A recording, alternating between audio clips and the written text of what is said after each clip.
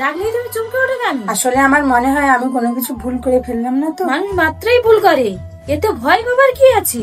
এটা তো তোমারই বাড়ি, তুমি তো এই বাড়ির লক্ষ্মী। ঝাড়ুটা রেখে তাড়াতাড়ি চাটা খেয়ে নাও, ঠান্ডা হয়ে যাবে। আপনি আবার ওসব করতে গেলেন কেন? আমি তো নিজেই বানিয়ে নিতাম। নতুন বউ, কতবার বলেছি ভোর ভোর উঠতে হবে না, তাও তো আমার কথা শুনবে না। সেই সকাল থেকে উঠবে, একা হাতে সব কাজ সামলাবে, আমি তোমার কথা ভাববো না? এইসব দেখলে না গা একেবারে জ্বলে যায়। আচ্ছা মা, তোমার মনে হচ্ছে না একটু বেশি বাড়াবাড়ি করছো? বৌমা, ওর কথায় তুমি কিছু মনে করো না। আরে পাগল মেয়ে, কাঁদো দেখো। গাড়ি বাড়ির মেয়ে, আসলে আগে কোনোদিন এত দামি দামি ফার্নিচার তো দেখেনি। চুপ কর, অনেকক্ষণ থেকে বাজে কথা বলছিস।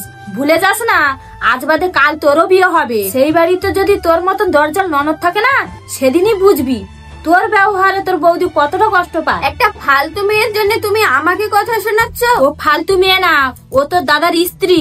এ বাড়িতে যেমন তোর অধিকার আছে, ও তেমন এ বাড়িতে অধিকার আছে। না এসে আর থাকতে পারলাম না। দেখ তিথিমা, বয়সের দিক থেকে হয়তো বৌদি তো সমবয়সী, কিন্তু সম্পর্কের দিক থেকে বৌদি তোর বড় এবং গুরুজনও বটে।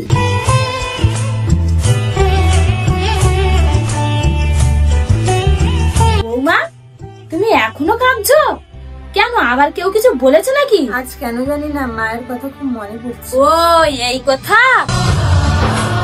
এই নাও, ফোনে মায়ের সাথে কথা বলো। আচ্ছা ঠিক আছে, কাল ছেলেকে বলে রাখবো তোমাকে যেন অফিস যাওয়ার আগে বাপের বাড়ি পৌঁছে দিয়ে আসি। আমাকে যখনই দেখতে ইচ্ছে করবে, আমি বাবাকে বলেছি এই বাড়িতে আসতে, আমি আর ওই বাড়িতে কখনোই যাব না। ও অভিমান হয়েছে? আমার পরিবারের লোক আপনাদের কাছ থেকে অনেক কিছু লুকিয়ে গেছে। আমার জন্মের 6 মাস পরে আমার মা মারা গেছে, আর আত্মীয় স্বজনরা আমার বাবাকে জোর করে বিয়ে দিয়েছে। বাবা অফিসে চলে যাওয়ার পর আমার পুরে খুব অত্যাচার করতো, আর আমাকে পেট ভরে খেতে দিত না। এখন আমি বুঝতে পারছি কেন তুমি সবসময় ভয়ে ভয়ে থাকো।